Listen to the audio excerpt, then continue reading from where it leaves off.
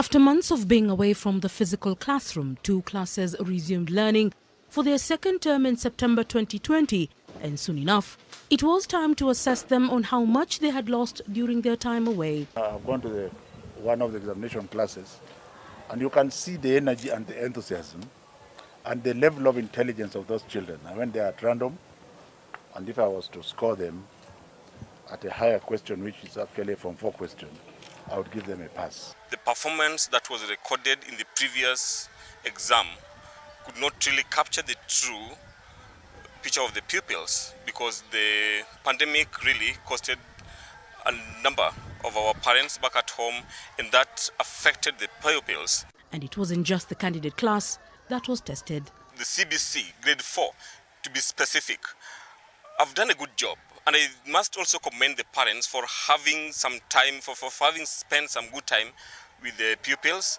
They had problems in answering some of these questions. The few questions that had some of the choices for them to choose from, they could easily spot the answer. But the ones that they needed to think and put their thoughts down, they had issues even with constructing sentences. The ministry says that the assessment was a school-based one that was administered and scored by teachers. The role of NEC was only to provide the assessment items and process the national report. The students had forgotten some basic skills like multiplication, even skills like just adding and carrying was an issue.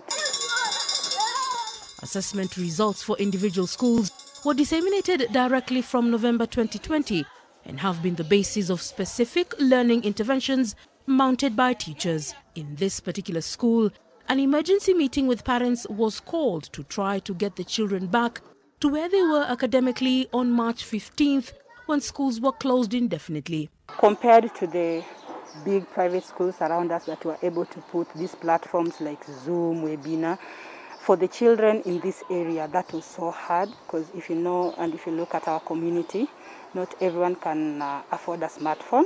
The school had to get creative in order to beat their technology disadvantage. We created WhatsApp groups, so we'll send like maybe tests, we'll send like some short notes for the parents to access, have them printed out for the kids to do what? To read.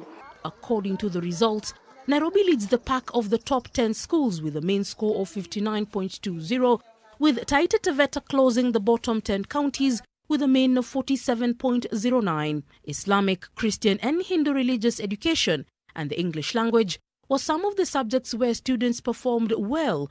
Students scored less than 50 marks in English composition, Kiswahili, Insha, mathematics and science.